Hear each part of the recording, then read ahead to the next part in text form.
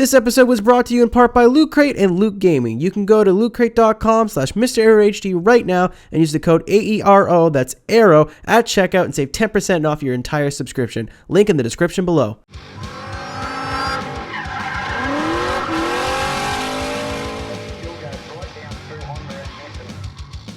What is going on, guys? It's MrAeroHD here. We are back with another episode of Drift That Spot. You guys have been sending me a bunch on Twitter, and I really do appreciate it. And I'm going to be working with one of my YouTube friends in the future with sections and stuff. But this is like the last one before I'm going to go into your sections. Just because I'm running this section a lot, and I see this section run a lot online and on Twitch streams and stuff.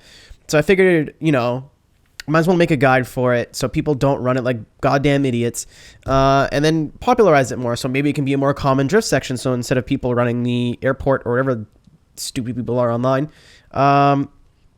or at drift spots or whatever, this can be a bit easier to do. And I'm doing this in my S15 street car. That is nice and purple. I love this color. But we are back in the parking lot. I know what you're thinking.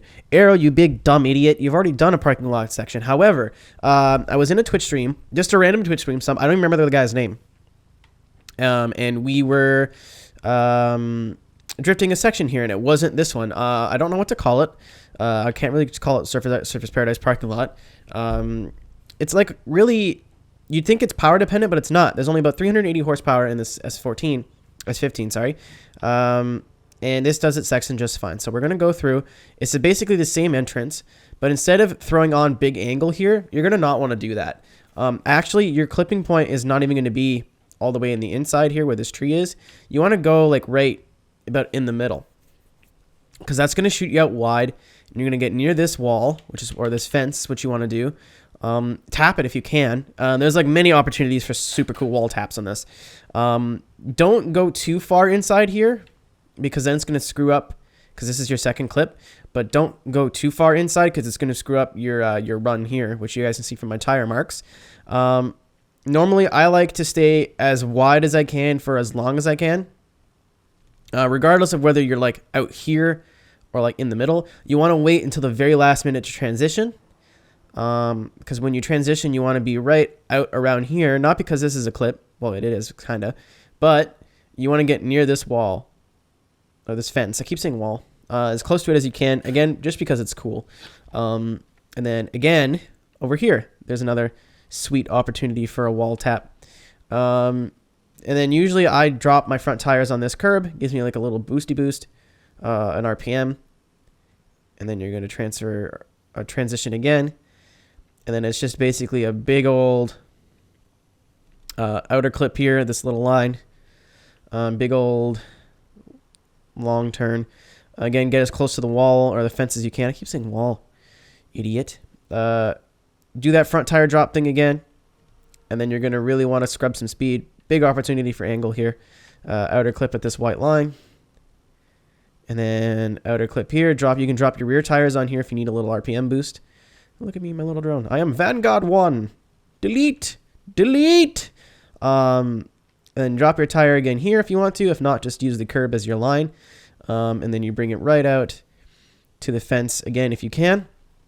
Now, there's two ways to do this. If you're running by yourself, you can do it continuously. And the way I do that is I just kind of use this little parking area. I don't know what to call it. This little quadrant as like as a loop. So like, let's say I'm in the car, I'll go around, and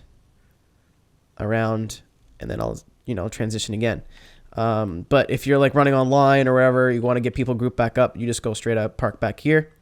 And yeah, that's pretty much it. It's longer than the other section, so I liked it a little bit more than mine. Though you can't do the super cool entry, which is also a bummer. But this, especially with this car, like, it's basically full throttle the entire time. Again, it just seems very Mitsuri-y. Not because it's a tight section at all, just because like you're basically just thrashing the living shit out of your car. And the line is really subjective. Like, that's the ideal line, but again, I'm in like a underpowered car by choice. I'm aware. I'm just showing you like, hey, it's totally possible with a car that doesn't have 300,000 horsepower. But like I said, you kind of just spin out, I kind of cut my little curb there. And then it sets you up. You can go in again. It's super, super fluid too. See, that's a little bit more than what I wanted to do. And then you transition really late. I got spooked there because of the curb, but you can bring it right out to the wall. Bring it right out to the fence there. There's just a lot of opportunity here, and especially for tandem. I know I'm not currently tandeming, but almost.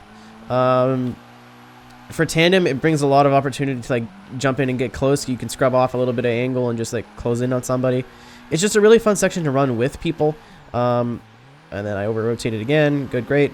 But like I said, it's really fun by yourself too, because it's not... it's a little bit longer than the other section. And it's got a little bit more of a long sweeping corners and more opportunities for cool stuff. Even though you can't do any like really big entries like on the other section that I did. Like I said, just use the curbs if you want as your boundaries. Because sometimes if you drop your rear tires on curbs, I've mentioned this a couple times, but if you use the curb, it will screw you over. It kind of basically does the same thing as a clutch kick and like upsets the weight over the rear tires. But a really easy wall tap to get is this one, which it didn't give me the drift tap for some reason. Excellent. Swing it right around. Just keep going for as long as you want.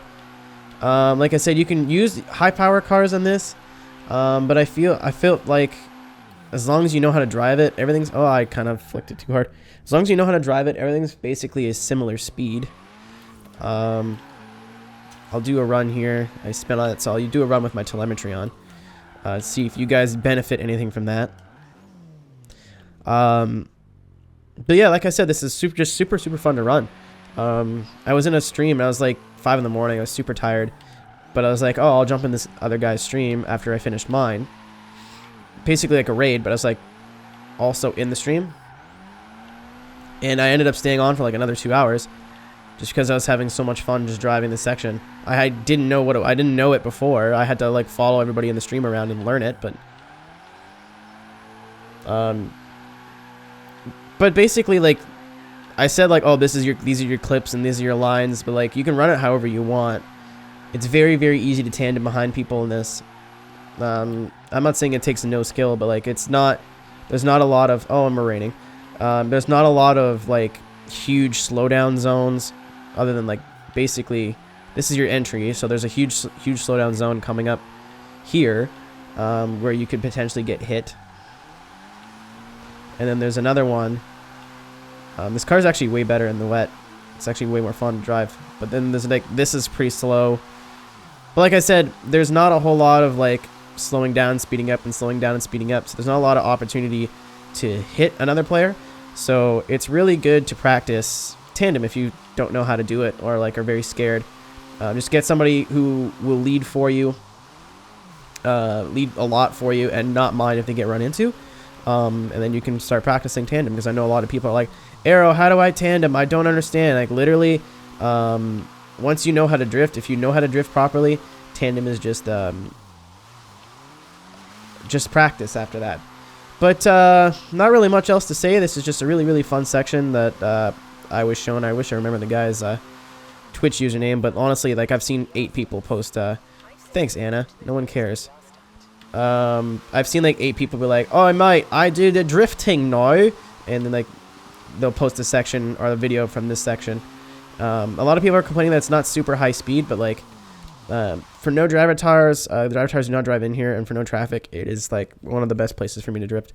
But thanks guys very much for watching. If you have any suggestions or have any sections that you'd like to see in this this series, please send them to me on Twitter. My Twitter is at AEROTEQ. That's Aerotech. Send me either a video or a screenshot with like the line drawn in on the map. Again, for those who don't know where this is up on the top of the map here. I kind of just assumed you guys would know where I was. But let's say you want to show me the section. They say the orange line is your section. Just find the place on the map and like draw it out on paint or something. But yeah, thanks guys very much for watching. Thanks for the support. This channel is killing it right now. I don't really know how else to say thank you. You guys are being super awesome. But yeah, thanks very much. Take care. Peace. Hey, thank you so much for watching. If you liked the video, make sure to give it a like, and if you want to see more, click the subscribe button. Also consider becoming a patron at my Patreon page, patreon.com/MrAeroHD. Want to follow me on social media or want to hear the song that you heard in the video? Please check the description.